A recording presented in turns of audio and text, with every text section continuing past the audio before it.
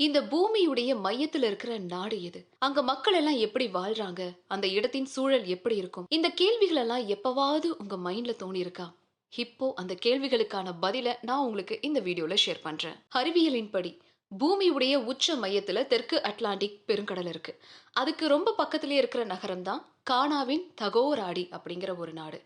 கானா ஆப்பிரிக்க கண்டத்தின் மேற்கு பகுதியில் அமைஞ்சிருக்கிற ஒரு நாடுங்க. சோ வானியலாளர்களின் கூற்றுப்படி கானா நாடு பூமியின் மையத்திலிருந்து 380 மைல் தொலைவில் இருக்கு. அதனாலதான் இந்த இடத்த பூமியின் அடையாளமா விஞ்ஞானிகள் சொல்றாங்க.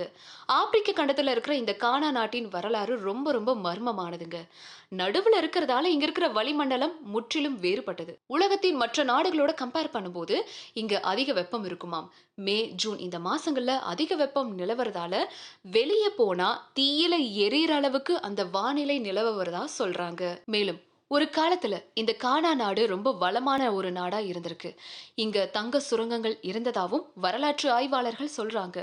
உலகம் முழுசும் விநியோகிக்கக்கூடிய அளவுக்கு இங்க தங்கம் இருப்பதாவும் சொல்லப்படுது. ஆனா அந்த தங்க சுரங்கங்களை பிடிக்க போர்ச்சுகீசியர்களுக்கும் ஆங்கிலேயர்களுக்கும் இடையில பல போர்கள் நடந்ததாவும் வரலாறு இருக்கு. முக்கியமா இங்க இருக்கிற மக்களுடைய வாழ்க்கை வரலாறு, அந்த வாழ்க்கை முறை, லைஃப் ஸ்டைல் எல்லாமே கொஞ்சம் சுவாரஸ்யமானதுங்க. அங்க இருக்கிற பலரும் வண்ணமயமான ஆடைகளை தான் இருப்பாங்களாம். அந்த கானா அப்படிங்கிறது மனிதனால உருவாக்கப்பட்ட வோல்டா ஏரியின் தாயகம்னு சொல்றாங்க. வோல்டா ஏரி பரப்பளவுல உலகத்தின் மிகப்பெரிய ஏரி. கொள்ளளவு அடிப்படையில இது உலகத்திலேயே 4வது பெரிய ஏரின்னு சொல்லப்படுது. பல வருஷங்களுக்கு முன்னாடி நீர் மின்சாரம் உற்பத்தி செய்யறதுக்காக இந்த ஏரி முதலா உருவாக்கப்பட்டிருக்கு. ஸோ இப்போ 34 மில்லியனுக்கும் அதிகமான மக்கள் வசிக்கிற கானா மேற்கு ஆப்பிரிக்காவுல 2வது அதிக மக்கள் தொகை கொண்ட நாடு அப்படின்னும் சொல்லப்படுது.